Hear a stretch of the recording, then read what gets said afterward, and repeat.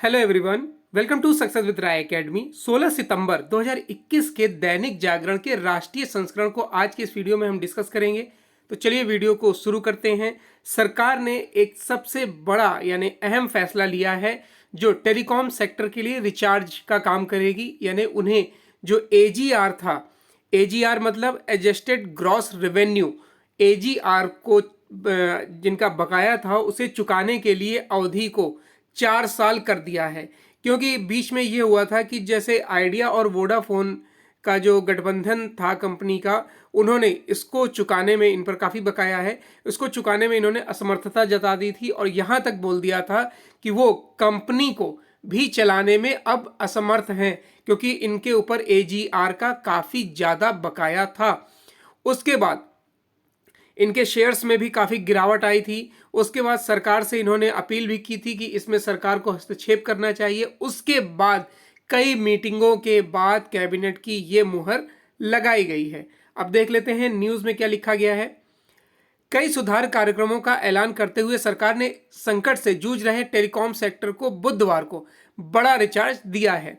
प्रधानमंत्री नरेंद्र मोदी की अध्यक्षता वाली कैबिनेट कमेटी ने इन सुधारों को अपनी मंजूरी दे दी है। इन कार्यक्रमों से जहां पिछले कुछ महीनों से वित्त दबाव झेल रही टेलीकॉम कंपनियों को नई रफ्तार मिलेगी, वहीं उपभोक्ताओं को भी नए कई मोर्चों पर फायदे होंगे। सरकार द्वारा उठाए जाने वाले कदमों से 5G सेवा की शुरुआत में आसानी होगी और 2 से अधिक टेलीकॉम कंपनियों के आने से ग्राहकों को सस्ती सेवा भी मिलेगी। एडजस्टेड ग्रॉस रेवेन्यू और स्पेक्ट्रम बकाये के भुगतान के दबाव में टेलीकॉम कंपनियां पिछले कुछ महीनों से भारी दबाव में थीं और पूरे सेक्टर पर विपरीत असर पड़ रहा था। सुधार कार्यक्रम के तहत सरकार ने टेलीकॉम कंपनियों को एडजस्टेड ग्रॉस रेवेन्यू यानी एजीआर से लेकर स्पेक्ट्रम लाइसेंस फीस और अन्य बकाये के भुगतान पर 4 साल की मोहलत दे दी है।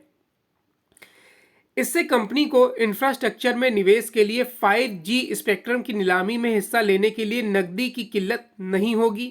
वहीं आम उपभोक्ताओं को अब फोन का कनेक्शन लेने के लिए कोई कागजी कार्यवाही नहीं करनी होगी। इसके साथ ही प्रीपेड से पोस्टपेड या पोस्टपेड से प्रीपेड कनेक्शन कराने पर बार बार केवाईसी नहीं कराना होगा। नेक्स्ट न्यूज़ है हम लोकतांत्रिक देश हैं, यहाँ कानून का राज है। ये स्टेटमेंट दिया है सुप्रीम कोर्ट ने। सुप्रीम कोर्ट ने विभिन्न ट्रिब्यूनलों में खाली पड़े पदों को भरने की सरकार की धीमी गति और तौर तरीके पर बुधवार को एक बार फिर गहरी नाराजगी जताई है। चयनित नामों में से कुछ की नियुक्ति किए जाने और कुछ को प्रतीक्षा सूची में रखने पर कड़ी आपत्ति जताते हुए कोर्ट ने सवाल किया है कि चयन के बाद प्रतीक्षा सूची में नाम रखने का क्या मतलब है। नियुक्ति के लिए सरकार द्वारा कुछ को ही चुने जाने पर भी कोर्ट ने सवाल किया है। कोर्ट ने नाराजगी व्यक्त करते हुए कड़े शब्दों में कहा है कि हम लोकतांत्रिक देश हैं और यहाँ कानून का राज है। आप यहाँ नहीं कह सकते कि चुने हुए नाम आप स्वीकार नहीं करेंगे। ये आदेश chief justice NV Ramana, justice DY Chandrachud और जस्टिस L नागेश्वर राव की पीठ ने ट्रिब्यूनलों के खाली पदों को भरने के मामले में सुनवाई के दौरान दिए हैं। केंद्र सरकार की ओर से पेश अटॉर्नी जनरल के वेणुगोपाल ने कहा कि सरकार खर्च और सिलेक्शन कमेटी द्वारा चयनित लोगों को 2 सप्ताह में ट्रिब्यूनलों में नियुक्त करेगी। देखिए, दिल्ली गवर्नमेंट ने एक अहम फैसला लिया है कि प्रदूषण से बचाव के लिए पटाखों पर प्रतिबंध। राजधानी में दीपावली पर प्रदूषण से बचाव के लिए दिल्ली सरकार ने प्रयास करने शुरू कर दिए हैं। इसी कड़ी में पिछले साल की तरह इस साल भी पटाखों के भंडारण, बिक्री और उपयोग पर पूरी तरह से प्रतिबंध लगा दिया गया है। मुख्यमंत्री अरविंद केजरीवाल ने इसकी जानकारी देते हुए कहा है कि प्रदूषण की खतरनाक स्थिति को देखते हुए लोगों की जिंदगी बचाना जरूरी है। मुख्यमंत्री ने ट्वीट कर कहा कि पिछले 3 साल से देखा जा रहा है कि दीपावली के समय दिल्ली में प्रदूषण की स्थिति खतरनाक हो जाती है, इसलिए लोगों की सेहत को देखते हुए पटाखों पर प्रतिबंध जरूरी है। दिल्ली के पर्यावरण मंत्री गोपाल राय ने कहा कि नेशनल ग्रीन ट्रिब्यूनल यानी NGT ने 1 दिसंबर 2020 को प्रदूषण की रोकथाम के लिए निर्देश जारी किए थे। इसमें जहां पर हवा की गुणवत्ता खराब या बहुत खराब श्रेणी में है वहां पर महामारी के दौरान पटाखों के भंडारण, बिक्री और इस्तेमाल पर पूर्ण प्रतिबंध लगाने का आदेश दिया था। दिल्ली प्रदूषण नियंत्रण बोर्ड यानी CPCB द्वारा एकत्र किए गए पिछले 3 साल के आप कह सकते हैं कि आंकड़े यह बताते हैं कि हवा की गुणवत्ता के मामले में दिल्ली खराब है और उससे ऊपर के प्रदूषण सूचकांक में शामिल है। नेक्स्ट न्यूज है, दुशांबे में होगी भारतीय कूटनीति की परीक्षा। शुक्रवार को भारतीय कूटनीति की एक अहम परीक्षा होगी। 17 सितंबर को शंघाई सहयोग संगठन की शीर्ष स्तरीय बैठक तजाकिस्तान की राजधानी दुशांबे में होगी।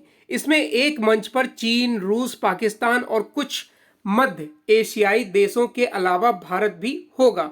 माना जा रहा है कि इस बैठक में चीन, रूस और पाकिस्तान अफगानिस्तान को लेकर एक सुर में बोलेंगे। बैठक को लेकर भी बेहद अहमद आप कह सकते हैं कि अहमियत दी जा रही है। प्रधानमंत्री नरेंद्र मोदी वर्चुअल तरीके से शीर्ष स्तरीय बैठक में भारत का नेतृत्व करेंगे। वहीं विदेश मंत्री एस जयशंकर को दुशांबे भेजा जा रहा है, जहां वह दूसरे देशों के विदेश मंत्रियों से मिलकर अफगानिस्तान पर भारत का दृष्टिकोण रखेंगे। यह पिछले एक हफ्ते में दूसरा अवसर होगा जब प्रधानमंत्री मोदी और चीन के राष्ट्रपति शी जिनपिंग एक ही मंच पर होंगे। अभी भारत के नेतृत्व में हुई ब्रिक्स शिखर बैठक में भी दोनों ने एक मंच साझा किया था। SCO शिखर बैठक में हिस्सा लेने के लिए पाकिस्तान के प्रधानमंत्री इमरान खान भी ताजिकिस्तान जा रहे हैं। बैठक में रूस, ताजिकिस्तान, किर्गिस्तान, कजाकिस्तान, उज्बेकिस्तान के राष्ट्रपति भी हिस्सा लेंगे। इन 8 सदस्यों के अलावा अफगानिस्तान, ईरान, मंगोलिया और बेलारूस भी ऑब्जर्वर देशों के तौर पर हिस्सा लेंगे। इन चारों देशों को जल्द ही SCO की पूर्णकालिक सदस्य के तौर पर शामिल करने की योजना है। उल्लेखनीय है कि अफगानिस्तान में सत्ता हासिल करने के बाद तालिबान के प्रतिनिधि पहली बार किसी अंतर्राष्ट्रीय सम्मेलन में हिस्सा लेंगे। नेक्स्ट न्यूज, आतंकवाद को सरकारी नीति के तौर पर पहुंचाता है पाकिस्तान, यह स्टेटमेंट दिया है भारत ने। भारत ने संयुक्त राष्ट्र मानवाधिकार आयोग में कश्मीर का मुद्दा उठाने पर पाकिस्तान और इस्लामिक देशों के संगठन OIC को खूब खरी खरी सुनाई है। भारत ने पाक को दुनिया में अल्पसंख्यकों को प्रताड़ित करने वाले सबसे बदनाम देश के तौर पर चिन्हित किया है और कहा है कि पाक आतंकवाद को सरकारी नीति के तौर पर मदद पहुंचाता है। वहीं OIC से भी कहा गया है कि वह कश्मीर मुद्दे पर नाक घुसाने की कोशिश कर रहे हैं। भारत के लिए लोकतंत्र विकल्प नहीं, एक जीवन शैली, ये स्टेटमेंट दिया है जयशंकर ने। भारत के लिए लोकतंत्र कोई विकल्प नहीं है बल्कि एक जीवन शैली है। भारत का जैसे जैसे विकास होगा उसकी क्षमताएं बढ़ेंगी, स्वाभाविक रूप से वह दुनिया के लिए अधिक योगदान करेगा। विदेश मंत्री एस जयशंकर ने आजाद भारत की लोकतांत्रिक परंपराओं पर आयोजित एक अंतर्राष्ट्रीय वेबिनार में ये बातें कही हैं। उन्होंने कहा कि जैसे जैसे भारत और अधिक लोकतांत्रिक होता जाएगा, लोकतंत्र भी अपनी संवेदनशीलता और बनावट दोनों में और अधिक भारतीय होता जाएगा। अंतर्राष्ट्रीय लोकतंत्र दिवस पर बुधवार को आयोजित इस वेबिनार में जयशंकर ने कहा, दुनिया के सबसे बड़े लोकतंत्र में लोकतंत्र का अंतर्राष्ट्रीय दिवस बहुत उत्साह के साथ मनाया जाता है। भारत के लिए लोकतंत्र कोई विकल्प नहीं था जिसे हमने 1947 में चुना था, बल्कि उससे बहुत पहले से उसके लिए यह जीवन जीने का एक तरीका था। कुछ समाज अनेकवाद से इसकी तुलना कर सकते हैं, जो हमारी ऐतिहासिक विशेषता रही है। नेक्स्ट न्यूज है, सेना प्रमुखों के सम्मेलन में सेना में हो रहे तेज बदलाव पर होगी चर्चा। भारतीय सेना प्रमुखों के 8वें सम्मेलन में नई सुरक्षा चुनौतियों के बीच सैन्य आधुनिकीकरण और सेना में तेजी से हो रहे बदलावों पर खास चर्चा की जाएगी। देश की रक्षा जरूरतों और हथियारों से निर्माण में आत्मनिर्भर बनने की दिशा में उठाए जा रहे कदमों पर भी बातचीत होगी। इस सम्मेलन में नेपाल के पूर्व सेना प्रमुखों को भी आमंत्रित किया गया है। भारतीय सेना प्रमुखों का यह सम्मेलन 16 से 18 सितंबर तक दिल्ली में होगा। इसमें मौजूदा सेना प्रमुख जनरल M नरवाने के साथ ही देश के सभी प्रमुख थल सेना प्रमुख शामिल होंगे। सम्मेलन में मुख्य आकर्षण नेपाली सेना के कई प्रमुखों की मौजूदगी होगी। नेक्स्ट न्यूज है कि भारत ने रूस में एससीओ सैन्य अभ्यास में लिया भाग। भारत ने रूस के ओरेंजबर्ग क्षेत्र में बहुराष्ट्रीय आतंकवाद विरोधी सैन्य अभ्यास में भाग लिया है, जिसका आयोजन संघाई सहयोग संगठन के तत्वाधान में किया गया है। भारतीय सेना ने कहा है कि 13 से 25 सितंबर के बीच आयोजित एक्सरसाइज पीपुल्स मिशन के छठे संस्करण के लिए 200 कर्मियों की टीम भेजी है। उनमें इनमें 38 वायुसेना कर्मी शामिल हैं। इस अभ्यास का उद्देश्य एससीओ सदस्य देशों के बीच प्रगाढ़ संबंधों को बढ़ावा देना और सैन्य अधिकारियों की बहुराष्ट्रीय सैन्य टुकड़ियों को कमान करने की क्षमता बढ़ाना है। नेक्स्ट न्यूज पर आते हैं। नेक्स्ट न्यूज है कि 40 लाख अफगानों को खाद्य सामग्री की तत्काल जरूरत। संयुक्त राष्ट्र ने कहा है कि अफगानिस्तान में 40 लाख ऐसे लोग हैं जिन्हें 2 वक्त का खाना भी मुश्किल से मिल रहा है। इनमें से अधिकांश आबादी हिंसाग्रस्त देश के ग्रामीण क्षेत्रों की है, जहां सर्दियों में लोगों के लिए गेहूं, पशुओं के लिए चारा और नगद सहायता की आवश्यकता है। खाद्य संकट से जूझ रहे परिवार, बुजुर्ग और दिव्यांगों की शीघ्र ही मदद करना जरूरी हो गया है। संयुक्त राष्ट्र के खाद्य और कृषि संगठन के आपात सहायता कार्यालय ने बताया है कि अफगानिस्तान की 70% आबादी गांवों में खेतीबाड़ी करके गुजारा करती है। कृषि अफगानिस्तान की जीडीपी का 25% है और इससे सीधे तौर पर 45% लोगों को रोजगार मिलता है। 80% आबादी इससे लाभान्वित होती है। अफगानिस्तान में 34 प्रांतों में से 25 में सूखे के हालात हैं। इससे 73 लाख आबादी प्रभावित है। 40 लाख लोग ऐसे हैं जिनके हालात भुखमरी तक पहुंच गए हैं। तालिबान सरकार को मान्यता देने के पक्ष में उतरा पाकिस्तानी प्रांत। पाकिस्तान का खैबर पख्तूनख्वा प्रांत अफगानिस्तान में तालिबान सरकार के पक्ष में खुलकर उतर आया है। इस प्रांत की सरकार ने कहा है कि तालिबान सरकार को मान्यता देने को लेकर उसका पूरा समर्थन है। डॉन अखबार के बुधवार को प्रांत के आवास मंत्री अमजद अली खान के हवाले से कहा गया कि हमें पाकिस्तान यानी कि तालिबान सरकार को मान्यता और पूरा समर्थन देना चाहिए। उन्होंने देश की संघीय सरकार से तालिबान सरकार को मान्यता देने का आग्रह किया है। खान ने यह दावा किया है कि अफगान नागरिकों ने तालिबान का स्वागत किया है। अफगानिस्तान में निर्माण कार्यों को लेकर तालिबान चीन के पक्ष में। अफगानिस्तान में निर्माण कार्यों व अन्य सेक्टरों में चीन बड़ा निवेश कर सकता है। तालिबान ने चीन को इन क्षेत्रों में निवेश के मामले में हरी झंडी दिखा दी है। तालिबान ने भारत की उन चिंताओं को खारिज कर दिया है जो चीन के बड़े पैमाने पर निवेश को लेकर उपजी है। तालिबान के प्रवक्ता सुहैल शाहीन ने कहा है कि भारत की कुछ चिंताएं उचित नहीं है। चीन के अफगानिस्तान में निर्माण कार्य में शामिल होने में उन्हें कोई दिक्कत नहीं है। अमेरिकी सेना की वापसी और तालिबान की सरकार बनने के बाद चीन यहां बड़े निवेश की संभावना देख रहा है। इस मामले में अब तालिबान ने भी उसके पक्ष में राय दे दी है। नेक्स्ट न्यूज है कि भारत में शरण मांग रहे हैं अफगानिस्तान के नागरिक। अफगानिस्तान में तालिबान का राज शुरू होने के बाद भारत में शरण लेने वाले अफगानों की संख्या तेजी से बढ़ रही है। संयुक्त राष्ट्र मानवाधिकार परिषद के अनुसार 1 अगस्त से 11 सितंबर तक 736 अफगानों ने शरण लेने के लिए रजिस्ट्रेशन कराया है। भारत में इन शरणार्थियों की बढ़ती संख्या को देखते हुए अंतर्राष्ट्रीय संगठन ने अपनी क्षमता और संसाधनों को बढ़ाने का फैसला किया है। संयुक्त राष्ट्र शरणार्थी एजेंसी ने कहा है कि वह अफगानिस्तान से शरण पाने के लिए आने वाले लोगों की संख्या को देखते हुए वीजा जारी करने, समय सीमा बढ़ाने व अन्य इसी तरह की अफगानों की समस्याओं को दूर करने के लिए भारत सरकार के संपर्क में है।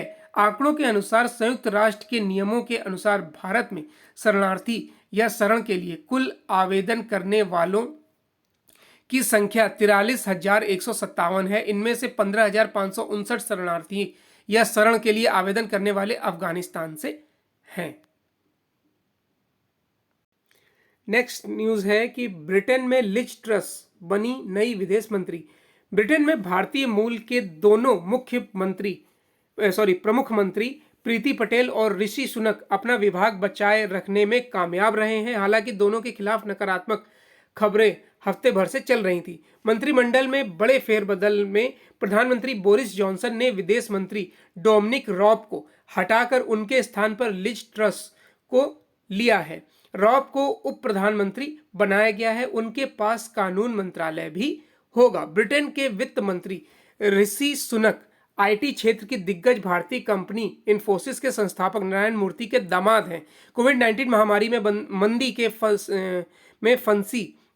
फंसी ब्रिटेन अर्थव्यवस्था को उबारने की बड़ी जिम्मेदारी सुनक के पास ही रहेगी, जबकि ब्रेक्जिट के बाद ब्रिटेन की अंदरूनी व्यवस्था को चाक चौबंद रखने की जिम्मेदारी गृह मंत्री प्रीति पटेल के पास बनी रहेगी।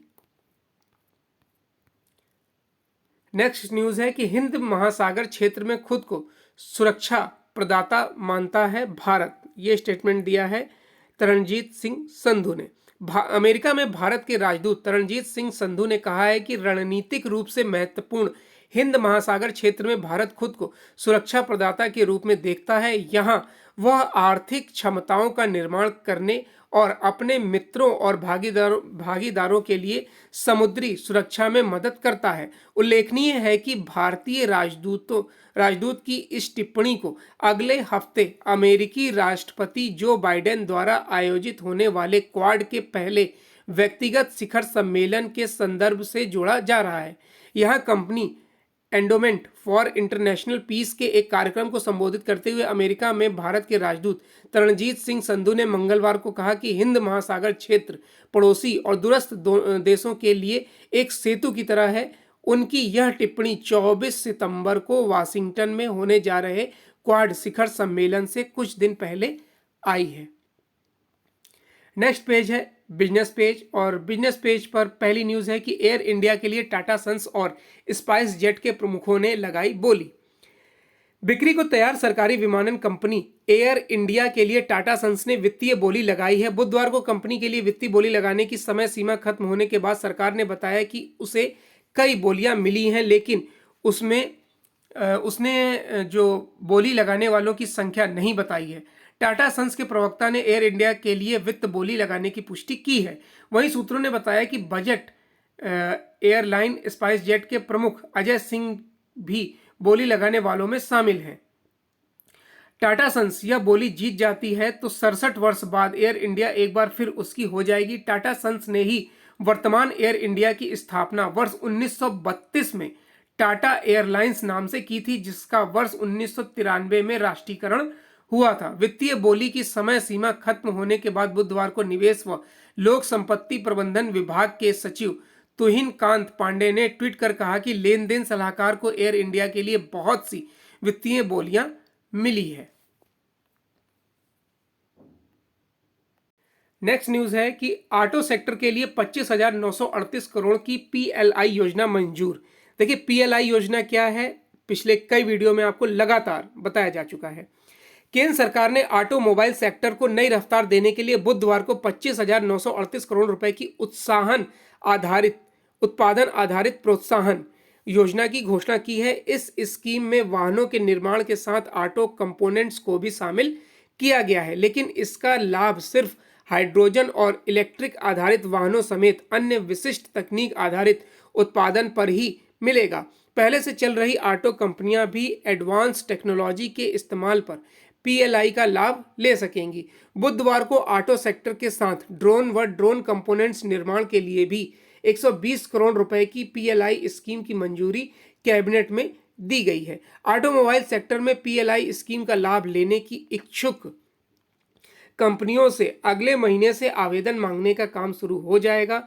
नए निवेश के बाद उत्पादन शुरू होने के वर्ष से अगले 5 वर्ष तक उत्पादन में बढ़ोतरी पर इंसेंटिव दिए जाएंगे।